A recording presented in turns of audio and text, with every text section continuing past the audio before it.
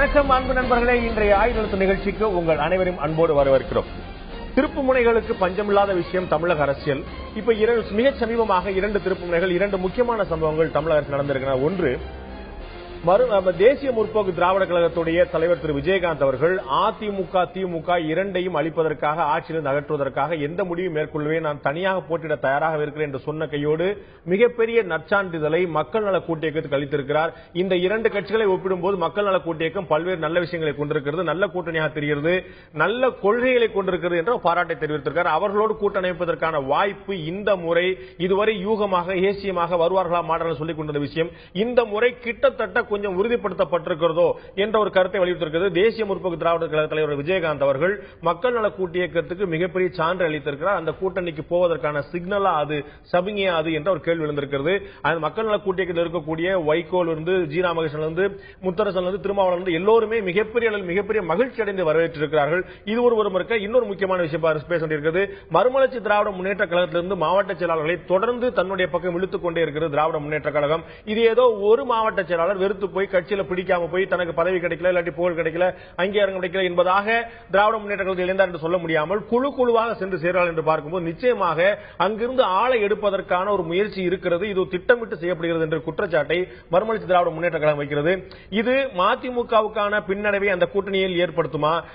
திராவிட முன்னேற்ற கழகம் தனித்து போட்டியிட வேண்டிய நிலைமைக்கு தயாராகி கொண்டிருக்கிறதா? ஒருவேளை எந்த கூட்டணியும் அமையாமல் போனால் நாம் எந்த மாதிரி எதிர்கொள்வது, நம்முடைய அணியை பலப்படுத்தும் என்று எல்லா கட்சியிலும் இருக்கக்கூடிய, தன்னுடைய கட்சியிலே கூட இருந்து கோபித்துக் கொண்ட அனிதா ராதாகிருஷ்ணன், கருப்பசாமி பாண்டியன் போன்றவர்கள் கூட மீண்டும் சேர்ப்பதற்கான ஒரு முழு முயற்சி, ஒரு பெருந்தன்மையோடு செயல்பட்டிருக்கிறது.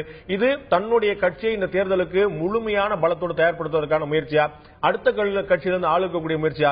இன்னொரு பக்கம் தேசிய முற்போக்கு திராவிட கழகம் இந்த அறிவிப்பு அறிவித்த பிறகு தேசிய ஜனநாயக கூட்டணி, பாஜகவுடன் அவர்கள் இருந்த தேசிய ஜனநாயக கூட்டணி என்ன ஆனது என்ற கேள்வி எழுகிறது. பாஜக என்ன செய்யப்படுது? பாமக நீண்ட நெடுங்காட்களாக நாங்கள் தனித்துதான் போட்டியிடம் சொல்லிக் கொண்டிருக்கிறது. பாஜகவுடைய நிலைமை என்ன பொறுத்து? அதிமுகவுடைய கதை தட்டோடைய நிலைமை இருக்கிறதா, அல்லது அவருடைய தலைவர் பாஜக தலைவர் நீண்ட சொல்லிக் கொண்டிருப்பது போல தேசிய ஜனநாயக கூட்டணி அவர்களுடைய பார்வையில் வலுவாகத்தான் இருக்கிறதா? இவை உட்பட பல்வேறு கேள்விகள் இருக்கின்றன. இதை பற்றி தான் இன்றைய ஆயுத நிகழ்ச்சி விவாதிக்க இருக்கிறோம். நிகழ்ச்சியின் இந்த பகுதியில் நம்முடைய திராவிட முன்னேற்ற கழகத்தைச் சேர்ந்த சட்டத்துறை இணைச் செயலாளர் திரு கண்ணதாசன் மூலம் இணைந்திருக்கார். உங்களை நிகழ்ச்சிக்கு வரவேற்கிறேன். அதேபோல அரசியல் விமர்சகர் திரு ரவீந்திரன் துரைசாமி நம்முடைய இருந்திருக்கார். உங்களை நிகழ்ச்சிக்கு வரவேற்கிறேன். அதேபோல மதிமுகவுடைய தீர்மான குழு செயலாளர் திரு அந்திரிதாசன் இருந்திருக்கார். உங்களை நிகழ்ச்சி வரவேற்கிறேன். அதேபோல பாஜக மாநில பொருளாளர் திரு எஸ் ஆர் சேகர் இருந்திருக்கார். உங்களை நிகழ்ச்சிக்கு வரவேற்கிறேன். நான் முதல்ல திரு ரவீந்திரன் துரைசாமி ஒரு பொதுவான பார்க்கையை நான் பார்க்கிறேன். முதல்ல நான் இந்த மதிமுகவிலும் திராவிட முன்னேற்ற கழகத்துக்கு மாவட்ட செயலாளர் உள்ளிட்ட பிரமுகர்கள் வருவது, அதன் பிறகு இந்த கூட்டணி விஷயம் பற்றி பேசலாம் பார்க்கிறேன். மதிமுகவிலிருந்து திட்டமிட்டு மாவட்ட செயலாளர்களை இழுக்கிறது திமுக என்பது பார்ப்பதா, அல்லது அந்த கட்சியில் தங்களுக்கான வாய்ப்பு எதிர்காலம் இல்லை என்ற எண்ணத்தினால் அவர்கள் தானாகவே வருகிறார்கள் என்று பார்ப்பதா? அதாவது முதல் காரணம் தங்களுக்கான வாய்ப்பு இல்லைன்னு தான் கருதுறாங்க. மதிமுக 96ல் முத தேர்தல் களத்தை சந்திச்சுது. அப்போ கணிசமான வாக்கு மக்கள் ஆதரவு பெற்றாலும் கூட ஒரு எம்எல்ஏக்கள் கூட அந்த கட்சி பெற முடியல. அதே மாதிரி 2001 அந்த கட்சி தேர்தலை தனித்து தான் சந்திச்சு. திமுக அதிமுக கூட்டணிக்கு போயிட்டு திரும்ப தனியா சந்திக்கும் போது வாக்கு சதவீதம் ஏற்கனவே இருந்ததோட 1/3 குறைஞ்சது. ஆனா அப்பவும் ஒரு எம்எல்ஏக்கள் கூட வெற்றி பெற முடியல. அடுத்தபடியாக 2011 சட்டமன்ற தேர்தல் அந்த கட்சி கண்டஸ்ட் பண்ண முடியாத நிலைமையே இருந்தது. இவங்க ஒரு 20 வருடங்களாக வைகோ பின்னாடி பயணம் செய்தவங்க தான். கண்டஸ்ட் பண்ண முடியாத என்று சொல்றது, கண்டஸ்ட் பண்ணாத நிலைமை இருந்தது. ஒரே ஒரு தடவை தான் 35 சீட்டு அதிமுக பெற்று 6 இடங்களை வெற்றி பெற்றாங்க. இப்ப 5வது சட்டமன்ற தேர்தலுக்கு வர்றாங்க. அப்போ இந்த இவங்களுக்கு முதல் காரணம் இதுல நம்ம 22 வருஷமா அந்த கட்சியில உழைச்சிட்டோம். இனிமே நமக்கு இந்த கட்சியில எந்த ஒரு தங்களுக்கான வாய்ப்பை தாண்டி கட்சிக்கான எதிர்காலம் பற்றிய கேள்வி இருக்கிறது. நிச்சயமாக.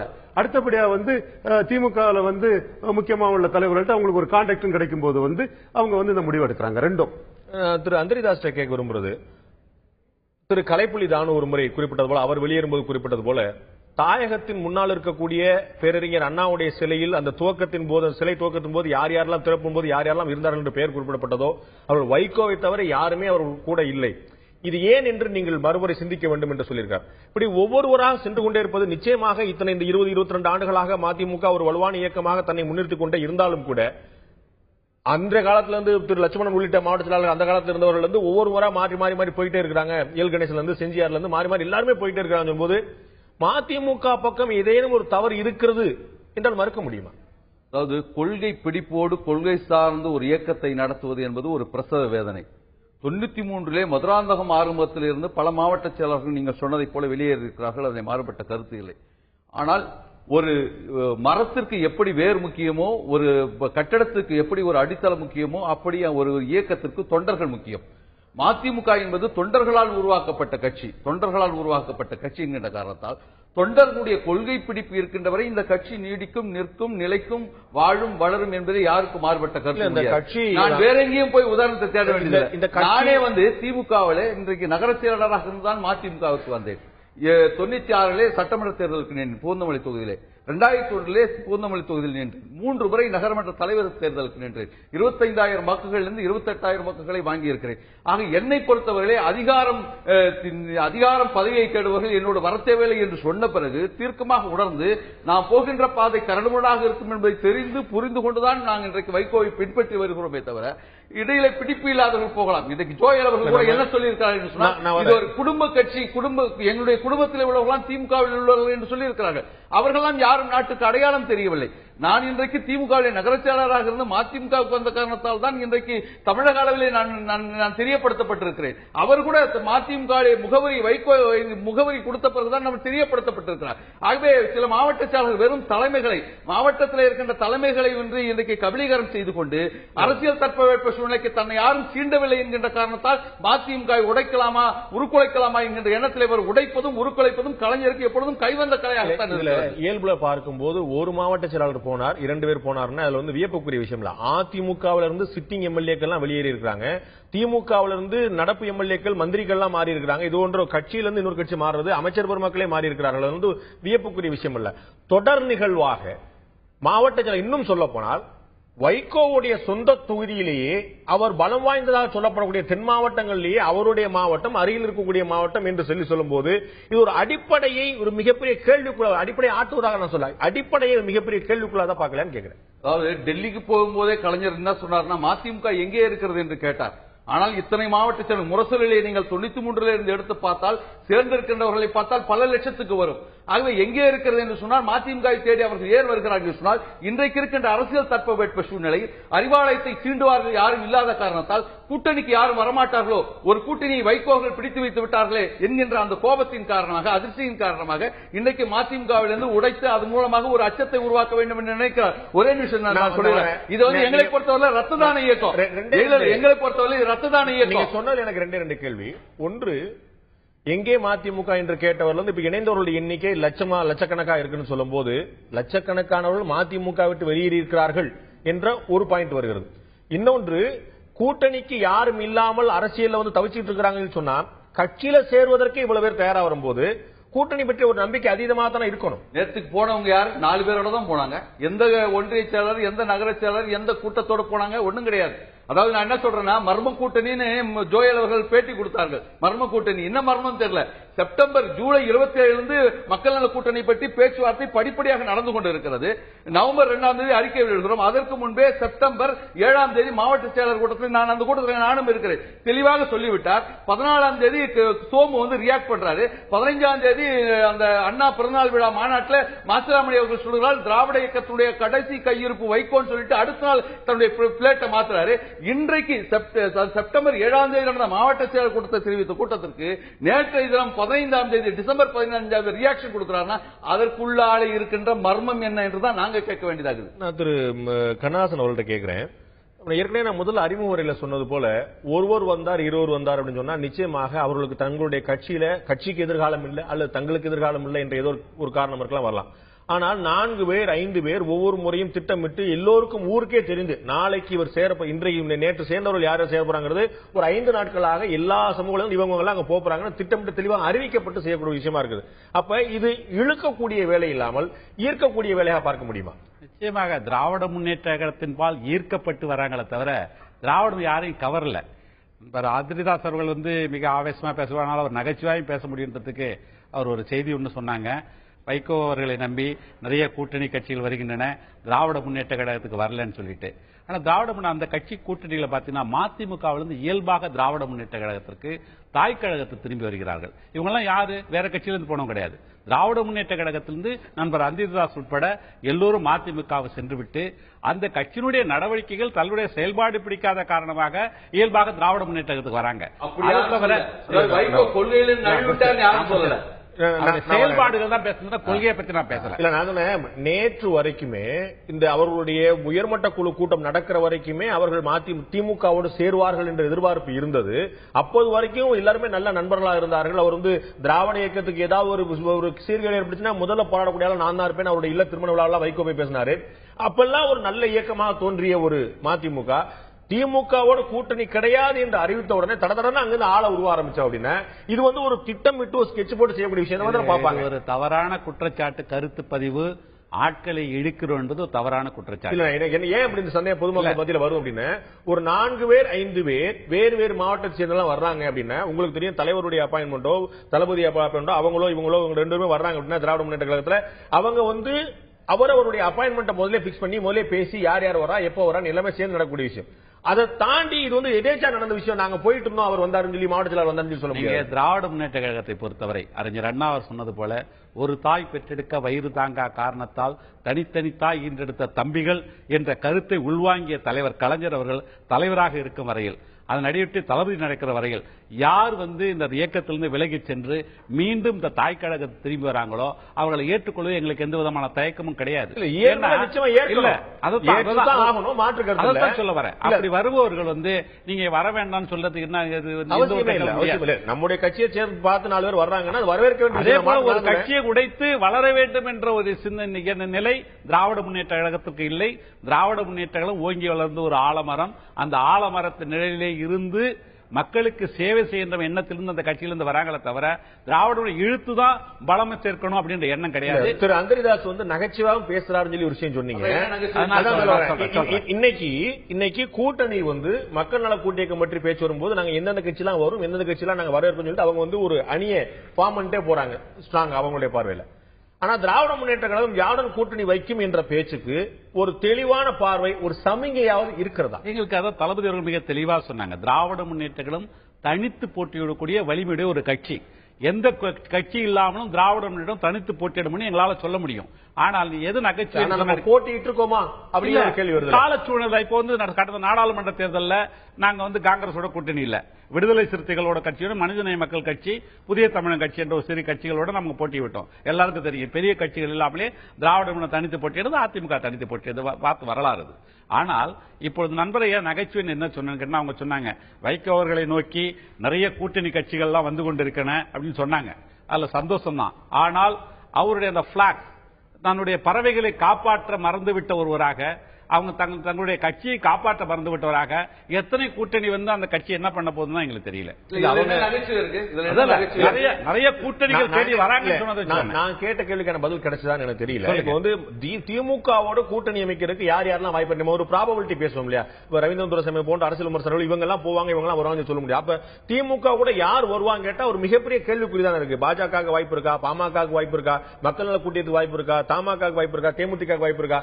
ஒவ்வொரு கதவா அடைபட்டு போகிறதோ அப்படிங்கிற கேள்வி நான் தெளிவான பதில சொல்லிட்டேன். திராவிட முன்னேற்ற கழகம் கூட்டணி கட்சி இல்லாமலும் தேர்தலை சந்திக்கக்கூடிய வலிவுடன் பொலிவுடன் இருக்கும் பொழுது கூட்டணி கட்சிகள் வருமா என்று எதிர்பார்க்கக்கூடிய நிலையில இல்ல.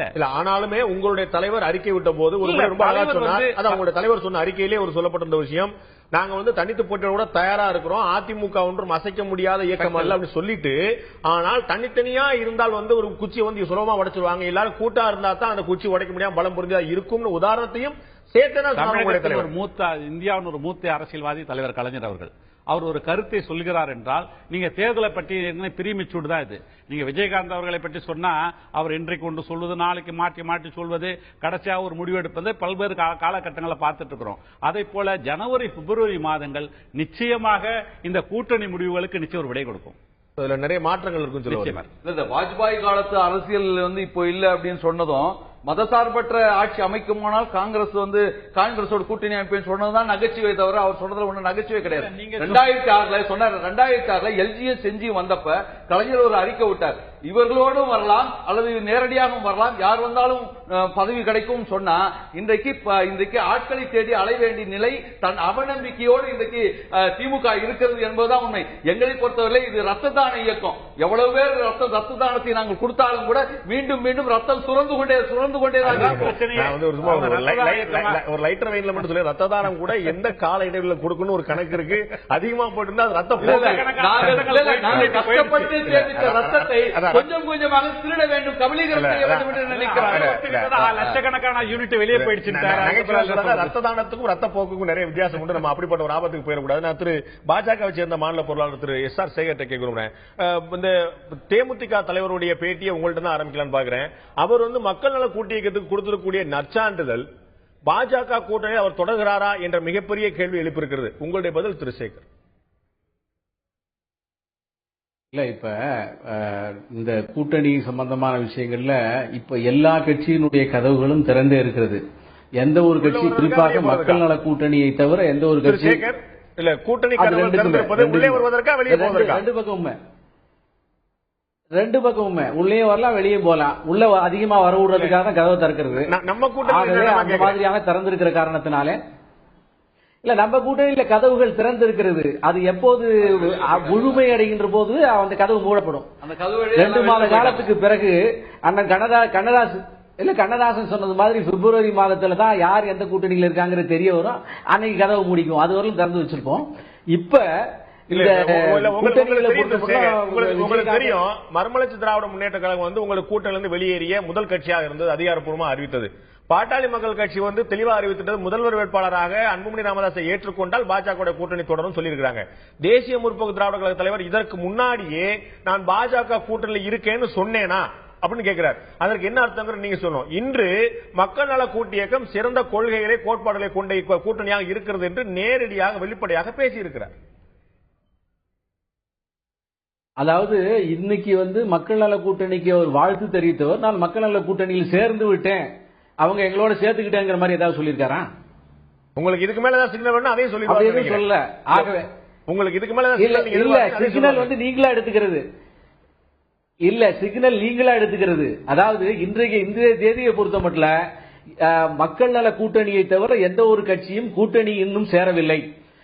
கண்ணதாசனுடைய கட்சி திராவிட முன்னேற்ற கழகம் கூட கூட்டணிக்காக கதவை திறந்து வைத்துக் கொண்டு இருக்கிறது. என்னதான் கண்ணதாசன் சொன்னாலும் கூட, நாங்கள் தனித்து போட்டியிடுவேன்னு சொன்னால் கூட, அவருடைய கட்சியினுடைய அவருடைய தளபதியார் அவர்கள் ஒரு மாதத்துக்கு முன்னால அதிமுகவுக்கு எதிராக மக்கள் நல கூட்டணியில் ஒரு 4-5 கட்சி இருக்கு, அது பேரெல்லாம் சொல்லி, காங்கிரஸ் கட்சியை சொல்லி, வாசன் கட்சியை சொல்லி, இன்னும் பல்வேறு உதிரி கட்சிகளை எல்லாம் சொல்லி, இவைகள் எல்லாம் அண்ணா திராவிட முன்னேற்ற கழகத்துக்கு எதிராக இருக்கிறது. இப்படி நாங்களும் இருக்கிறோம், 2 பேரும் இருக்கிறோம், நாம சேர்ந்தா என்ன என்று எல்லா கூட்டணிக்கும் அழாத குறையாக ஒரு அழைப்பு வெளியிட்டார் என்பதை நாம் பத்திரிகையில பார்த்திருக்கோம். திராவிட முன்னேற்ற கழக தலைவர் வெளியிட்ட அறிக்கையாகட்டும், இல்லாட்டி அவருடைய இல்லத்தின் முன்னாள் வெளியே நின்று ஸ்டாலின் அவர்கள் கொடுத்த பேட்டியில இருக்கட்டும், அது ஒரு 20-30 நாளுக்கு முன்னாடி அவங்க ரொம்ப தெளிவா சொன்ன விஷயம், நாங்கள் யாரையும் கூட்டணிக்கு வெற்றிலை பாக்கு வைத்து அழைக்கவில்லை என்று ஸ்டாலின் அவர்கள் கோபாலபுரம் இல்லத்தின் முன்னால் தெளிவா சொன்னார். கூட்டணி வந்தால் மாட்டேன்னு சொல்றதுக்கு யாருமே தயாரா இல்ல, பாஜக உட்பட யாருமே மாட்டேன்னு சொல்ல போறதில்லை.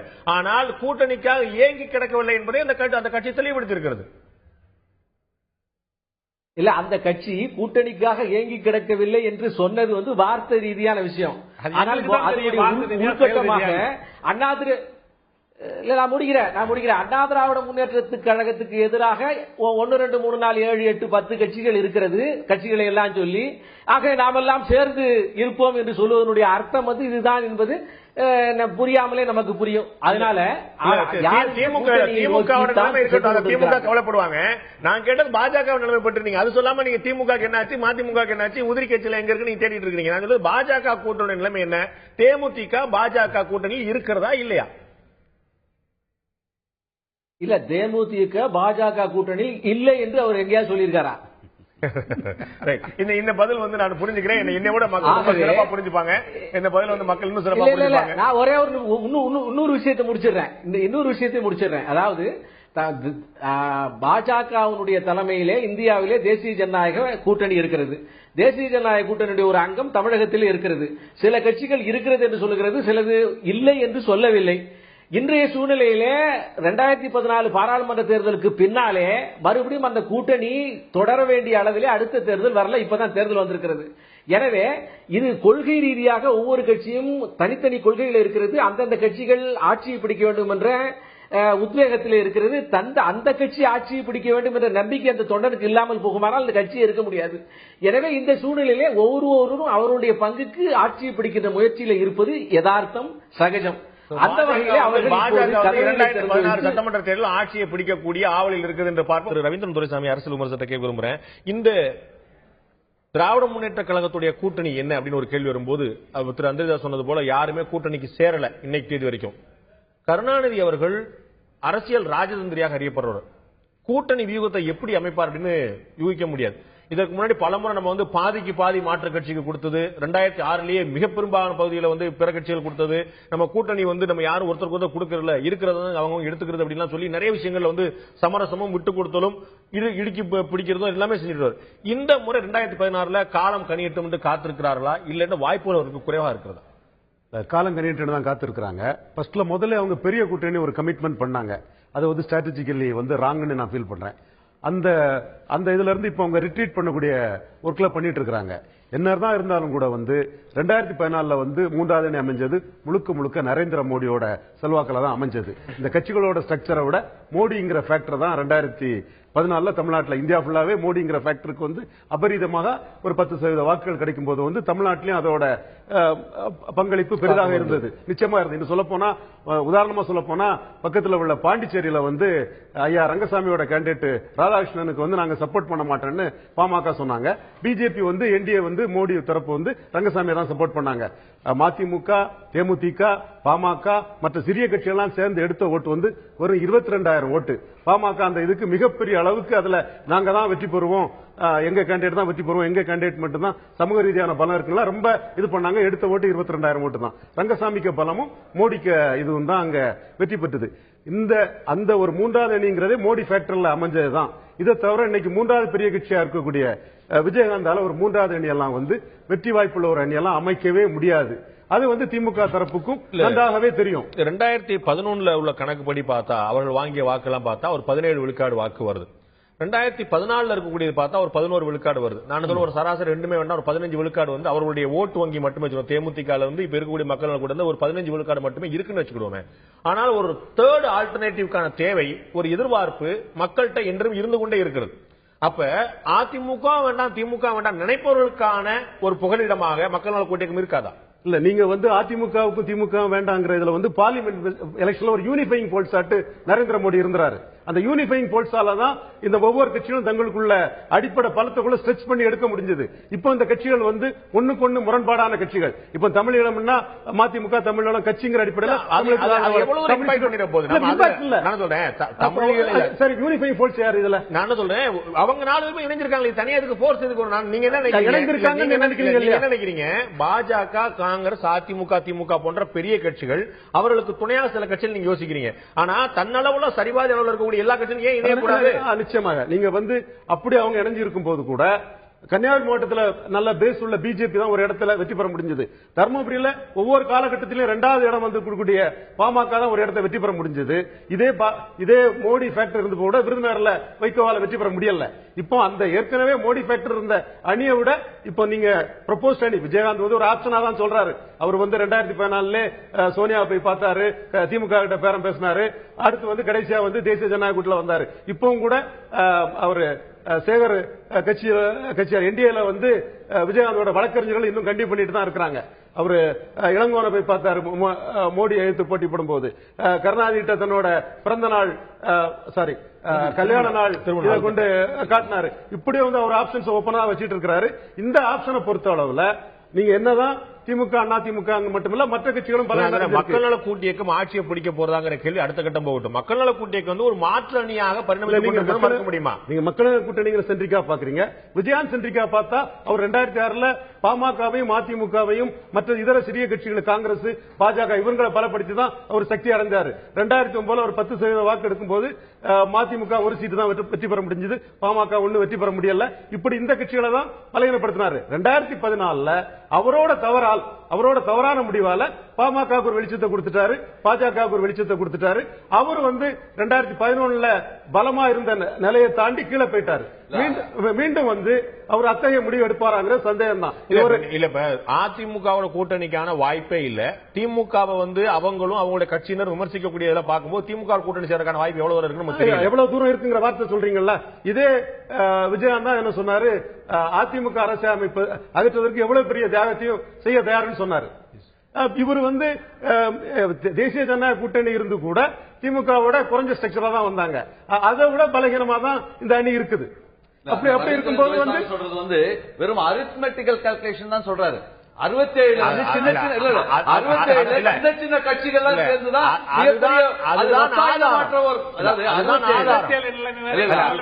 அரித்மெட்டிக் தான் ஆதாரமே. நீங்க எப்படி பார்த்தாலும் என் கணக்கு தான், என் விளையாட்டு தான். சில நேரத்தில் அரித்மெட்டிக் கால்குலேஷன் ஒர்க் அவுட் ஆகாது. ஏன்னா 67 சின்ன சின்ன கட்சிகள் தான், மாற்றம் வரும் யாரும் சொல்லல. ஆனா ஒரு கெமிக்கல் ரியாக்ஷன் வந்தது. 77 அகில இந்திய ரீதியில எல்லாம் சின்ன சின்ன கட்சிகள் தான், ஓட்டு வங்கி இல்லாத கட்சிகள் தான். அப்போ ஒரு பெரிய மாற்றம் வந்தனால பௌதிக மாற்றம், கெமிக்கல் ரியாக்ஷன். ரெண்டுமே நீங்க சொல்லக்கூடிய காலகட்டம் ஒரு அடியில எவ்வளவு பெரிய ஒரு அலை வீசுங்கிறது எல்லாருக்கும் தெரியும்.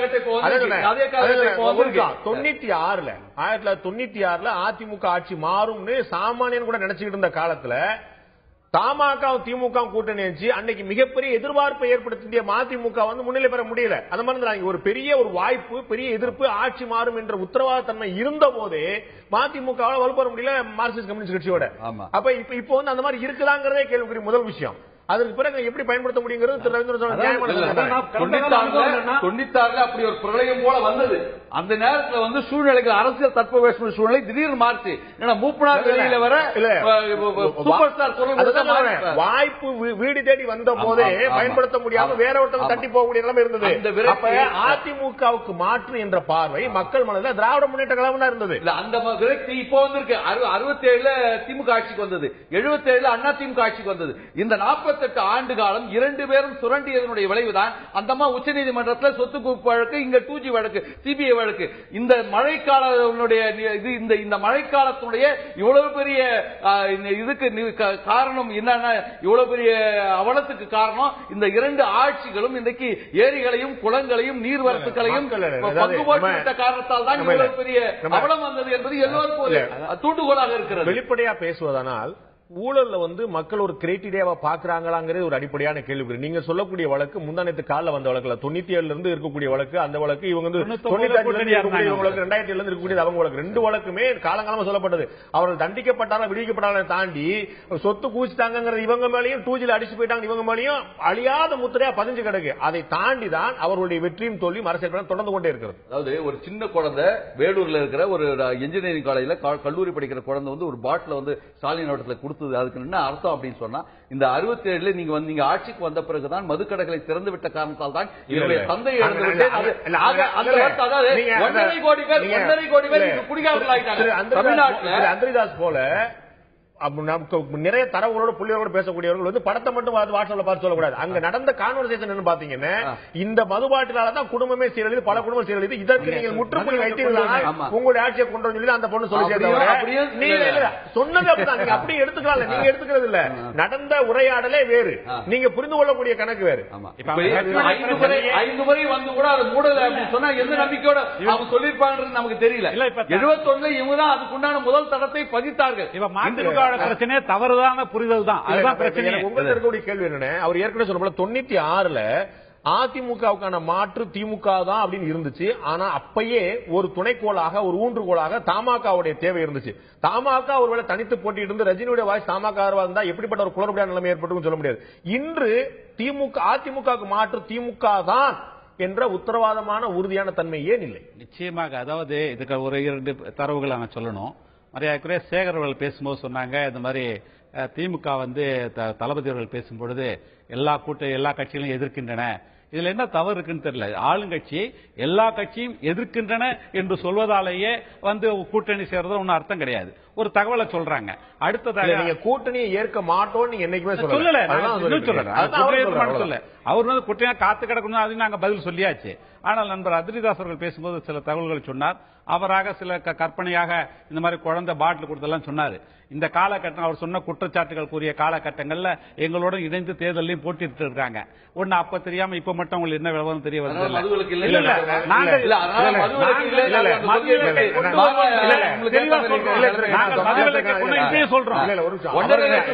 அவர்களுக்கு வந்து மதுவிலக்கு பற்றி பேசுவதற்கான தார்மீகம் இல்லை என்று சொன்னால் அப்படி இல்ல. இன்னைக்கு வந்து உங்களை கூட்டணி இருந்ததுனாலேயே மதச்சார்பை பற்றி பேசுவதற்கு உங்களுக்கு தார்மீகம் இருக்காங்க கேள்வி வந்துரும்ல. பாஜகவோட கூட்டணி வைத்தீர்கள், இன்னைக்கு வந்து மதச்சார்பை பற்றி வலியுறுத்திட்டே இருக்கீங்க. அதற்கான காரணத்தை தெளிவா சொல்லியாச்சு. எல்லாத்துக்கும் ஒரு காரணம். வாஜ்பாயினுடைய அணுகுமுறை வேறு, மற்றதை தெளிவா சொல்லியிருக்காங்க.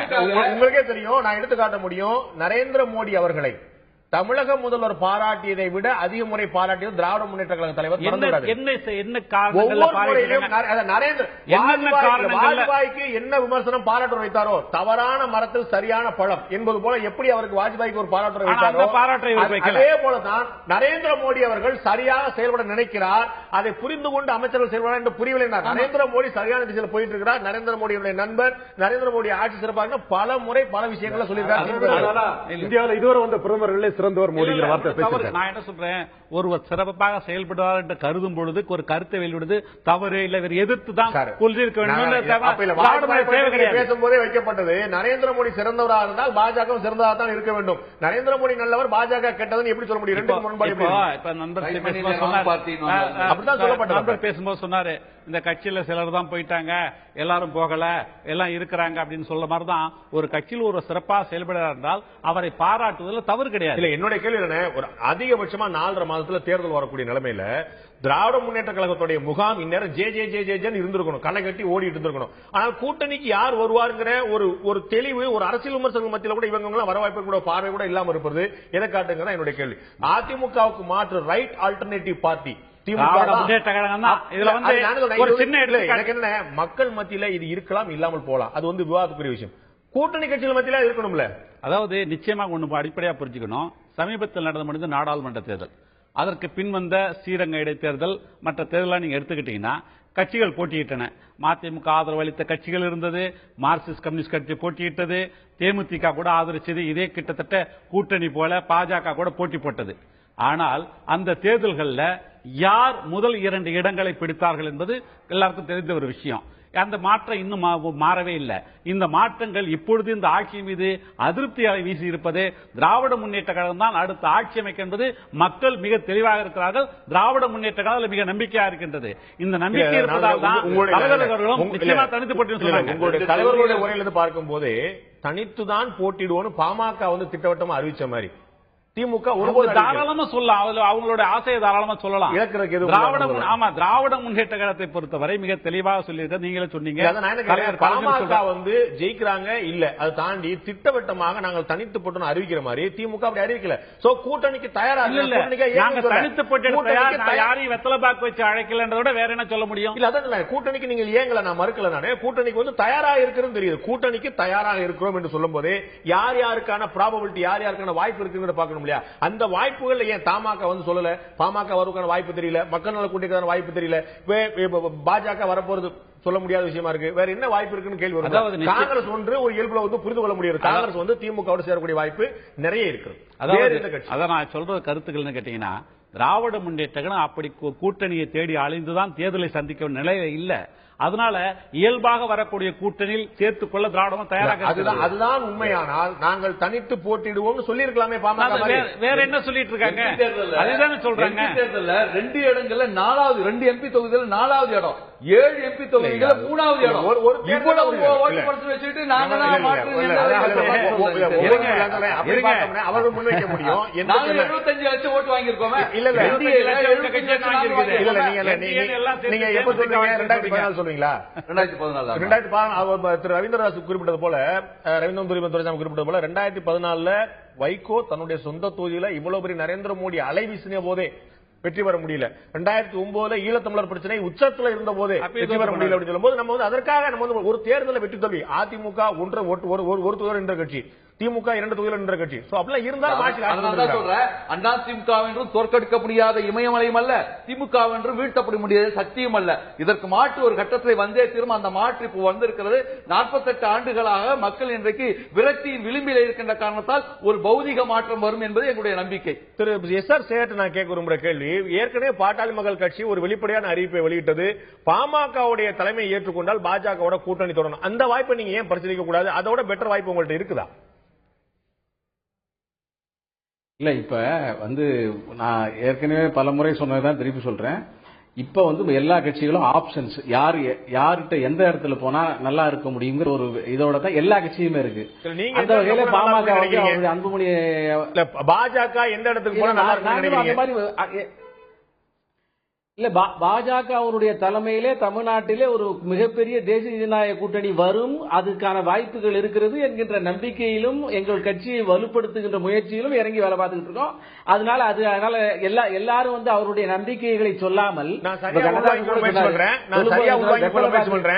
பாஜக உள்ள தேசிய ஜனநாயக கூட்டணியா பாஜக தலைமையிலான தேசிய ஜனநாயக கூட்டணி சரியா உள்வாங்கிற முயற்சி பண்றேன். இல்ல, நீங்க அத பத்தி ரொம்ப கவலைப்பட வேண்டாம். பாஜக தலைமையிலே தான் இந்தியாவில் தேசிய ஜனநாயக கூட்டணி இருக்கு. அந்த பாஜக தலைமையில் தான் தேசிய ஜனநாயக கூட்டணி இருக்கும். பாஜக தலைமையில் தான் தேசிய ஜனநாயக கூட்டணி இருக்கும். அந்த பாஜக தேசிய ஜனநாயக கூட்டணியில் இருக்கக்கூடிய தமிழக கட்சிகள் எல்லாம் சேர்ந்து முடிவு பண்ணி அதுக்கப்புறம் என்னங்கிற விஷயத்தை நாங்க முடிவு பண்ணுவோம். இப்ப பொறுத்த மட்டும்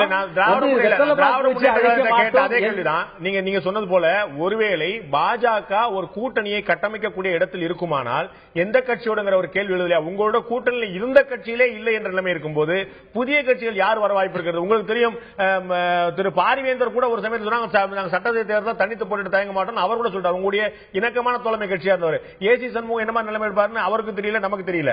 சோ உங்களுடைய கூட்டணி கட்சியில இருந்தவர்களுக்கு அது கட்சினா புதிய கட்சி எங்க வரும்? அப்ப பாஜக தலைமையிலான அணி கட்டமைப்பு ஒரு வாய்ப்பு எங்க இருக்கிறது? இல்ல, 2014 தேர்தல் முடிந்து பாராளுமன்ற தேர்தல் முடிந்ததற்கு பின்னாலே கூட்டணி எந்த ஒரு காலகட்டத்திலையும் தேர்தலுக்காக சேருவது தான் கூட்டணி. அடுத்த தேர்தலுக்கு இடையிலே அவர்கள் அவர்களுடைய தனியாக சுதந்திரமாக செயல்பட வேண்டும் என்பது தொடர்ந்து நடந்து வருகிறது. ஒன்று. இரண்டாவது விஷயம், இன்னைக்கு எந்த கட்சி கூட்டணியோட இன்டாக்டா 2014 இருந்த மாதிரி இன்னைக்கு தொடர்ந்து இருந்துகிட்டு இருக்கு? இல்ல. மூன்றாவதாக, இப்ப பாரிவேந்தரும் சரி, விஜயகாந்தும் சரி, ராமதாஸ் அன்புமணி சரி, எந்த அளவிலே தேசிய ஜனநாயக கூட்டணியோடு எங்களுக்கு ஒட்டுமில்லை உறவில் நாங்கள் சேர முடியாது என்று சொல்லிவிட்டு போய்விட்டார்களா, அல்லது நாளைக்கு சேராமல் நிச்சயமாக இருப்பார்கள் என்ற உத்தரவாதத்தை சொல்ல முடியாது. ஆனால் நான் ஒரு விஷயம் கேட்கிறேன், நான் கேள்வி கேட்கும் போதே சில மேற்கோள்களை காட்டி தான் நான் கேட்கிறேன். பாரிவேந்தர் அவர்கள் இந்திய ஜனநாயக கட்சியுடைய பாரிவேந்தர் அவர்கள் தெளிவா சொல்லவே செஞ்சிருந்தார், நாங்கள் சட்டசபை தேர்தலுக்கு தனித்து போட்டியிட கூட தயங்க மாட்டோம் அப்படின்னு. சோ உங்களுக்கு கூட்டணி கூடிய வார்த்தை. இரண்டாவது, விஜயகாந்த் அவர்கள் ரொம்ப தெளிவா சொன்ன விஷயம், நான் பாஜக கூட்டணி இருக்கிறேன்னு சொன்னேனா? இதை விட்டுருங்க. என்னுடைய கேள்வி இறுதியா உங்கள்ட்ட ஒரு கேட்க விரும்புற ஒரே விஷயம் என்னன்னா, மக்கள் நல கூட்டு இயக்கத்துக்கு நற்சான்றிதழ் அளித்த விஜயகாந்த் நீங்கள் நம்புவது போல தான் இருப்பதாக இருக்கக்கூடிய தேசிய ஜனநாயக கூட்டணிக்கு நற்சான்றிதழ் கொடுக்கல? அதிமுக திமுக மாற்றம் நாங்க தேசிய ஜனநாயக கூட்டணி இருக்கோம்ப்பா, பிரமாதம் பண்ண போறோம் ஏன் சொல்லல? இல்ல, நான் இது ரெண்டு விஷயம் ரெண்டு பாயிண்டா நான் சொல்றேன். முதல் விஷயத்துல இதே பாரிவேந்தரும் இதே விஜயகாந்தும் இதே அன்புமணியும் நீங்கள் சொன்னபடி தேசிய ஜனநாயக கூட்டணி இல்லை என்று வைத்துக் கொண்டாலும் நாளைக்கு அவர்கள் நிச்சயமாக வராமல் போவார்களா? 2 மாசத்துக்கு பிப்ரவரி மாசத்துக்கு அப்புறம் தான் தெரியும். ரெண்டாவது விஷயம் தேசிய ஜனநாயக கூட்டணி மோசமானது, சரியில்லை, என்னுடைய ஆட்சி முறை சரியில்லை, ஆகவே அதை நான் வெறுக்கிறேன்னு சொல்லி எங்கேயாவது விஜயகாந்த் சொன்னாரா? அப்படி சொல்லல. நற்சான்றிதழ் கொடுப்பதற்கான வாய்ப்புகள் ஏதோ ஒரு அக்கேஷன் அதற்கு மக்கள் நல கூட்டணிக்கு கொடுத்ததற்கு காரணம் சாதாரண மனித உறவு, சாதாரண அரசியல் கட்சியினுடைய விஷயம். மூன்றாவது, மக்கள் நல கூட்டு இயக்கம் எப்படி செயல்படுதுன்னு கேட்கப்படல. கூட்டணி ஆட்சி வருமா அப்படின்னு சொல்லி கேட்கும். கூட்டணி ஆட்சி தான் நீங்க விரும்புறீங்களான்னு சொல்லி சொல்லும்போது அவர் சொல்றாரு, கூட்டணி ஆட்சி நான் இந்த திமுக அதிமுக இல்லாம போறதுக்கு நான் எந்த முடிவு எடுக்க தயாரா இருக்கேன், யாருடையும் கூட்டணி சேர தயாரா இருக்கேன்னு சொல்லும் போது மக்கள் நல கூட்டு இயக்கம் சிறப்பாக செயல்படும், அவருடைய கொள்கைகளும் சிறப்பாக இருக்கின்றன அப்படின்னு அடிஷனலா ஒரு வார்த்தை போறாரு. சோ ஒரு ஃப்ளோல வந்த விஷயம் கூட கிடையாது. இல்ல, அதுக்கு மேல பாண்டே அழகாக விவரித்த இந்த விஷயத்துக்கு மேல ஒரு எக்ஸ்ட்ரா விஷயம் சொல்லி இருக்கலாமே. ஆகவே இந்த கூட்டணியோடு நான் இருக்கிறேன், ஆகவே இந்த கூட்டணியில் சேர விரும்புகிறேன், ஆகவே இந்த கூட்டணி என்னோடு இணைத்துக் கொள்ள விரும்புகிறேன் அப்படிங்கிற ஏதாவது 4வது வார்த்தை வந்திருக்கா? ஒரு முறை இந்த கேள்வி ரிப்பீட் பண்ண வாழைப்பழ காமெடி ஆயிரும் நினைக்கிறேன். அப்படி நீங்களே சொன்ன போல அப்படி சொன்ன விஜய் எங்களுடைய தேசிய ஜனநாயக கூட்டணி போல சொல்லிருக்கலாமே. இல்ல நான் திருப்பியும் சொல்றேனே, இப்ப விஜயகாந்த் நன்றாக தெரியும், நீங்க ஏற்கனவே சொல்லிருக்கீங்க விஜயகாந்த் வந்து அவர் வைத்த ஒரு கோரிக்கை கூட ஒரு இன்ச்சு கூட முன்னேற்றம் இல்லாத காரணம் ஆதரிக்க வேண்டிய அவசியம் கிடையாது. ஈவிகே தெலுங்கன் கைது செய்யப்பட்ட போதே அவர் தெரிவு செய்து விட்டார். நான் இந்த கூட்டணியில இல்லை. ஆனால் அந்த பேட்டியில அந்த பத்தியில அவருடைய இறுதி வார்த்தை தனித்து போட்டியிடவும் தயாராக இருக்கிறேன் என்பது மறந்துவிடக்கூடாது. அந்த பேட்டிலேயே விஜயகாந்த் அவர்களே அதே பேட்டியில மக்கள் நல கூட்டணிக்கு நற்சான்றிதழ் கொடுத்த அதே பேட்டி அதே பத்தி பேச்ச முடிக்கலன்னு நினைக்கிறேன். நான் நிறைவு செய்யவில்லை. பிளீஸ் பாண்டே, கருத்து நான் நிறைவு செய்யல. பிளீஸ் திருசேகர், நான் முடிச்சிடுறேன். அதாவது ஆகவே ஏற்கனவே 2014க்கு முன்னால அங்க பேசப்பட்ட விஷயத்துல அவர் சோனியா காந்தியை பார்த்தார், கலைஞரை பார்த்தார், மற்றவர்களை எல்லாம் பார்த்தார், கடைசியாக எங்களோடு வந்து சேர்ந்தார் என்று விஜயகாந்தை பற்றி சொன்னார்கள். நான் அதற்கு போக தயாராக இல்லை. இப்போது திராவிட முன்னேற்ற கழகத்திலே அவருக்கு சிஎம் போஸ்ட் கிடையாது. சிஎம் ஆக அவரை நிறுத்த மாட்டார்கள். மற்ற வந்து அதிமுகவோடு சேருவதற்கு வாய்ப்பு இல்லை. இந்த மக்கள் நல கூட்டணியினுடைய சக்தி நிச்சயமாக அவருக்கு தெரியும். அதில் தலைமை தாங்கி அவர் சிஎம் ஆக ஆவது என்பது நான் அந்திரிதாசுடைய மனத்தை எல்லாம் புண்படுத்த விரும்பவில்லை. ஆகவே அதுவும் நடவாத காரியம். இந்த சூழ்நிலையில அவர் அதில் வாழ்த்து தெரிவித்ததை வைத்து அதற்கு போய்விடுவார் என்று நினைப்பது இவ்வளவு அரசியல் விஷயம் தெரிந்த உங்களுக்கு நியாயமாகப்படுகிறதா என்பதை பாருங்கள். பாஜக தலைமையில் ஒரு அணியை கட்டமைக்கிறேன் என்று நீங்கள் நம்பும் போது தேமுதிகவோ மக்கள் நல கூட்டணியோ நம்புவது எந்த பிழையுமே இருக்காது நான் நினைக்கிறேன். ஏன்னா எல்லா கட்சிக்குமே நீங்களே குறிப்பிட்டது போல எல்லா கட்சியுமே தங்களுடைய அணி ஆட்சிக்கு வரணும், தங்களுடைய கட்சி ஆட்சிக்கு வரணுங்கிற தப்பே கிடையாது. நீங்கள் நம்புறீங்க, அவங்க நம்புறாங்க. என்ன பிழை காண முடியும்? இல்ல, இதுல பிழை காணவே இல்லை. ஆனால் அவர் சிஎம் கேண்டிடேட்டாக தான் இருக்க வேண்டும், அடுத்த சிஎம் ஆக இருக்க வேண்டும். தமிழ்நாட்டில் 2 சிஎம்க்கு பிறகு 3வது சிஎம் ஆக உருவெடுத்த ஒரே நபர் வந்து விஜயகாந்த் தான். அது துரதிருஷ்டவசமாக அதிமுகவோடு அவர் சேர்ந்து அந்த வாய்ப்பை இழந்து விட்டார். இந்த முறை சட்டமன்ற தேர்தலிலே நிச்சயமாக அந்த வாய்ப்பை அவர் இழப்பதற்கு தயாராக இல்லை என்ற சூழ்நிலையில அவர் சேருகின்ற வெற்றி பெற வேண்டிய நிலைமையில இருக்க வேண்டும். ஓகே, இப்ப எதிரில் இருக்கக்கூடிய கட்சிகள் எல்லாமே வந்து அதிமுகவுடைய ஆட்சிக்கு மாற்றாக தாங்கள் வர வேண்டும் எல்லா கட்சிகளுடைய பிரதான நோக்கமா இருக்குது. அதிமுக ஒரு வலுவான இயக்கமாக ஆளுங்கட்சியாக இருந்து கொண்டிருக்கு, சர்வ வல்லமையோடு இருந்திருக்கு. ஆளுங்கட்சிக்கான அட்வான்டேஜ் தேர்தல் எல்லாருமே அறிந்த விஷயம். அப்ப அவர்களுக்கு வந்து ஒரு மாற்றாக இருக்கணும் அப்படின்னு ஓரணியில் திரண்டால் தான் சாத்தியங்கிறது எல்லோருக்கும் புரிந்த விஷயம். பாமக திட்டவட்டமாக தனித்து போட்டு சொல்லியிருக்குது. திமுக யாருடைய சமரசத்துக்கு தயாரா இல்ல. மக்கள் நல கூட்டு இயக்கம் இந்த பக்கம் ஒரு குடும்ப பிடியோட செயல்பட்டு இருக்கு. அப்ப குறைந்தபட்சம் 4 அணிகள் போட்டியிடும் போது, தேமுதிக வந்துட்டாலும் தமாக வந்துட்டாலும் குறைஞ்சபட்சம் 4 அணியா போட்டியிடும் போது, இல்லாட்டி 3 பிரதான அணிகள் வரும்போது இந்த அட்வான்டேஜ் எதிர்ப்பு ஓட்டுகள் பிளவுபடும் போது ஆப்வியஸ் அட்வான்டேஜ் யாருக்கு? அதாவது இது தவறான கணிப்பு. நான் அதான் சொல்றேன். அதாவது ஒரு தீமைக்கு இன்னொரு தீமை மாற்றாக முடியாது.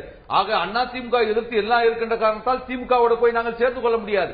இவர்கள் ரெண்டு பேருமே தான் தமிழ்நாட்டை சீரழித்ததாக. என்னுடைய கேள்வி யார் தீமை யார் நன்மை என்பதல்ல. ஒரு அணிக்கு எதிரான வாக்குகள் பிளவுபடும் போது அது யாருக்கு ஆதாயம் என்ற சாதாரண நீங்கள் சொன்ன அரசியல் அரித்மெட்டிக். நீங்கள் வந்து ரவீந்திரன் துரைசாமி சொன்ன மாதிரி வெறும் பர்சன்டேஜ் கணக்கு மாத்திரம் போட்டீங்கன்னா அது வேற மாதிரி போகும். நான் சொல்வது வந்து 1.5 லட்சம் குடிகார காரணமாக 2 கோடி பேர் இன்றைக்கு மன ரீதியாக பாதிக்கப்பட்டிருக்கிறார்கள். 86 லட்சம் இளைஞர்கள் இன்றைக்கு வேலைவாய்ப்பு இல்லாமல் இருக்கிறார்கள். புதிய வாக்காளர்கள் வந்திருக்கிறார்கள். இவர்கள் எல்லாம் எங்கள் பக்கம் மீது திரும்பும் அவருடைய நம்பிக்கை எங்கள் மீது படும் என்கின்ற அந்த நம்பிக்கையோடு தான் மக்கள் நல கூட்டணி இயங்கிக் கொண்டிருக்கிறது.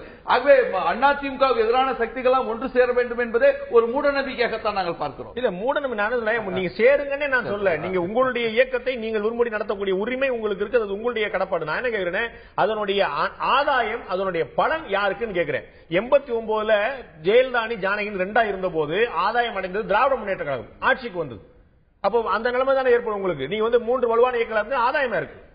இல்ல, மக்கள் வந்து இது வந்து விஜயகாந்த் வருகின்ற பட்சத்தில் இன்னும் பல பெரிய கட்சிகள் வருகின்ற பட்சத்தில் ஒரு மெகா கூட்டணியாக வந்து பீகார் தேர்தல் எப்படி ஒரு மெகா கூட்டணி, அந்த கூட்டணி மக்கள் கூட்டணி அமைக்கும், மக்களுடைய பார்வை திரும்பும், நிச்சயமாக ஆட்சி அமைக்கும். அவங்க எல்லாரும் பீகார் நடந்தது ஏன் சாத்தியமாகாது, டெல்லியில் நடந்தது ஏன் சாத்தியமாகாது.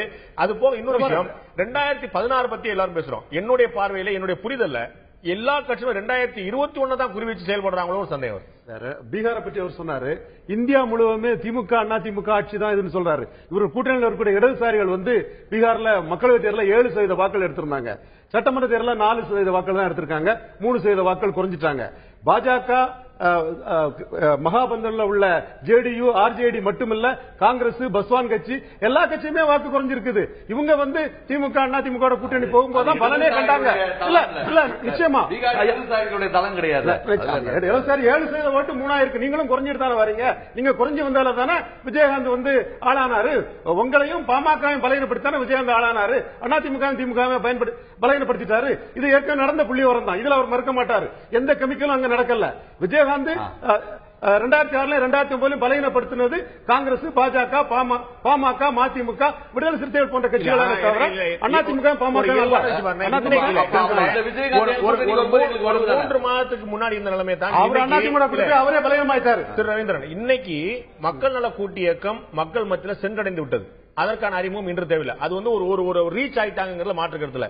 தேமுதிகவும் தமாகவும் அவர்கள் எதிர்பார்ப்பது போல் அங்கு வந்தால் அந்த கூட்டணி நிச்சயமாக 2014 தேசிய ஜனநாயக கூட்டணி ஏற்படுத்த போது ஒரு அதிர்வலையை ஏற்படுத்த ஆட்சிக்கு வராங்களா இல்லையான்னு சொல்ற ஒரு மேஜர் ஃபேக்டரா, ஒரு டிசைனிங் ஃபேக்டரா இருக்க மாட்டான்னு சொல்ல முடியுமா? டிசைனிங் ஃபேக்டர் அவங்க பாமகவோட நிச்சயமா பெரிய சக்திங்கிறதுல மாறுபட்ட கருத்துக்கே இடம் இல்ல. இப்ப நீங்க அந்த ஸ்ட்ரக்சர் பார்க்கும்போது ஒவ்வொரு கட்சிக்கும் அந்த சாதகமான இடத்தை எடுக்கிறீங்க. சிபிஎம் சிபிஐ பார்லிமெண்ட்ல அசம்பிளி எடுத்தது 5%, பார்லிமெண்ட்ல எடுத்தது 1% ஓட்டு தான். அவங்களால அதுக்கு மேல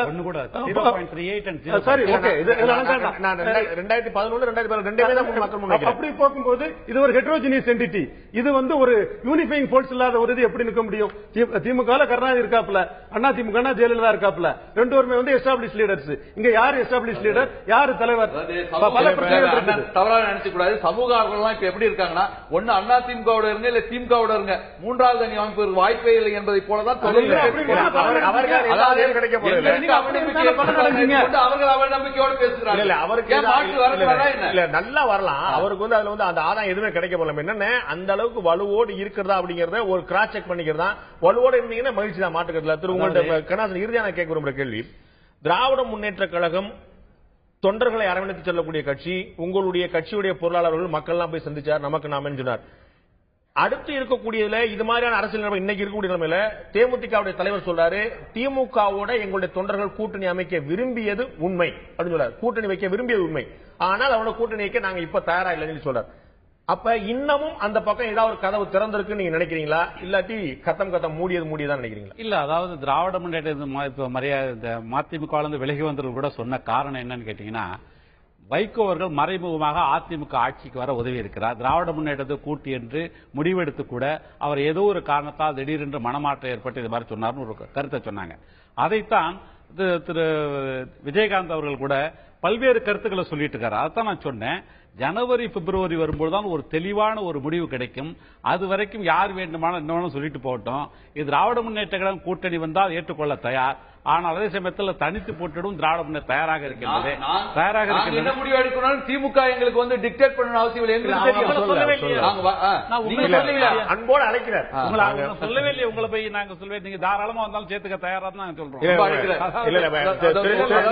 திரு திருமாவளவன்ல இருந்து மார்க்சிஸ்ட் கம்யூனிஸ்ட் கட்சியில இருந்து மறுமலர்ச்சி திராவிட முன்னேற்ற கழகத்துல இருந்து எல்லாருமே திராவிட முன்னேற்ற கழக கூட்டணியில் இருந்தவர்கள், இணக்கமான போக்கை கொண்டவர்கள். எனக்கு இன்னும் கூட ஒரு சந்தேகம் இருக்கு, தம்பி வானு திமுக ஒரு வார்த்தை சொல்லிட்டு அப்புறம் அந்த கூட்டணி என்ன அன்போடு அழைக்கிறாரு. ஆனா 91 என்ன நடந்ததுன்னா, ஒரு சட்டமன்ற தேர்தல் முடிஞ்ச பிறகு கடலாடியில காளிமுத்து ஜெயிக்கிறாரு, துறைமுகத்தில் கலைஞர் ஜெயிக்கிறார். அப்ப முரசொலியில கலைஞர் எழுதுறாரு, தம்பி கடலாடிவா நான் துறைமுகத்தில் காத்திருக்கிறேன். ஆனா அந்த முடிவுக்கு பிறகு திருமலைவாயில நடந்த பொதுக்கூட்டத்திலே அவருடைய மூத்த மகன் மூக்காமுத்து சொல்கிறார், சொந்த முத்துவையை காப்பாற்ற முடியாதவர் வந்த முத்துவையா காப்பாற்ற போகிறார். அவர்களுக்கும் அந்த முடிவு தான் அவங்களுக்கு வழக்கமான ஒன்றது. இவ்வளவு மோசமான அரசியல் பண்ண மாட்டோம் நாங்க. ஏன்னா அப்படிலாம் சொல்லும் பொழுது தனிப்பட்ட பிரச்சனைகளை பேசுறது உதாரணத்துக்காக இல்ல. அது அவருடைய முக்காமுத்து இப்ப எப்படி இருக்காரு, ஒரு குடும்பத்தில் உள்ள பிரச்சனையை வச்சு ஒரு நல்ல டேஸ்ட் கிடையாது, மேற்கோள் காட்டுட்டோம். அதே போல நாங்க லாவணி பாட விரும்பல. அதுக்கு சரியான பதில் என்ன அப்படின்னு கேட்டீங்கன்னா, இந்த மக்கள் நல கூட்டணி என்பது தேர்தல் வரைக்கும் இருக்குமா என்பதை பிப்ரவரி மாதம் தெரிஞ்சு நிச்சயமாக இதுல வந்து ஒரு எந்தெந்த அணி இருக்கும், எந்தெந்த அணி அடுத்த கட்டத்தை நோக்கி செல்லும், எந்தெந்த அணி பிளவுபடும் நிச்சயமா ஒரு மிகப்பெரிய கேள்விக்குரியது தான். தேமுதிக தலைவர் பேசியிருப்பது மிகப்பெரிய வரவேற்புக்குரியது என்று மக்கள் நல கூட்டணி தலைவர்கள் எல்லோருமே பாராட்டியிருக்கிறார்கள். சொன்ன அத்தனை பேருமே கவனமாக, வைகோவிலிருந்து திருமாவளவன் வரை சொன்ன அத்தனை பேருமே கவனமாக ஒரு வார்த்தை சொல்லியிருக்கிறார்கள். விஜயகாந்த் தன்னுடைய முடிவில் உறுதியாக இருந்தால் வரவேற்கத்தக்கது சொல்லியிருக்காங்க. உறுதியாக இருப்பாரா என்ற சந்தேகம் கூட அவர்களுக்கு இருக்கும் சொல்லலாம். இது எல்லாமே வந்து தங்களுடைய கட்சியுடைய பேர வலிமையை கூட்டுவதற்கான முயற்சி என்று எல்லோருமே மாறி மாறி பார்க்கிறார்கள். திராவிட முன்னேற்ற கழகம் மக்கள் நல கூட்டணி அப்படித்தான் பார்க்கிறது, மக்கள் நல கூட்டணி திராவிட முன்னேற்ற கழகம் அப்படித்தான் பார்க்கிறது. இன்னமும் இறுதியான முடிவு எடுக்காமல் பாமக, தமாக, தேமுதிக போன்ற கட்சியெல்லாம் இருக்கிறது. அதிமுக எல்லாத்தையும் அமைதியாக வேடிக்கை பார்த்துக் கொண்டிருக்கிறது. அது என்ன செய்ய போறது? எதிரே ஒரு வலுவான வியூகம் வந்தா அவர்களுடைய நிலைப்பாடு என்னவா இருக்கும்? பல்வேறு கேள்விகள் இருக்கின்றன. தேர்தல் நாள் வரை, தேர்தல் அறிவிக்கப்பட்ட நாள் அல்ல, தேர்தல் நடக்கும் நாள் வரை அரசியல் ஒவ்வொரு விஷயங்களும் மாறிக்கொண்டே இருக்கும். எப்படி பொறுத்து எப்படி போக போறது என்பதை பொறுத்து வந்து பார்ப்போம். இந்த நிகழ்ச்சியில் கலந்து கொண்டு கருத்து விருந்தினர்கள் 4 பேருக்கும் நன்றி. பார்த்த உங்களுக்கும் நன்றி நண்பர்களை. மீண்டும் இன்னொரு நிகழ்ச்சி சந்திப்போம். அதுவரை நன்றி, வணக்கம்.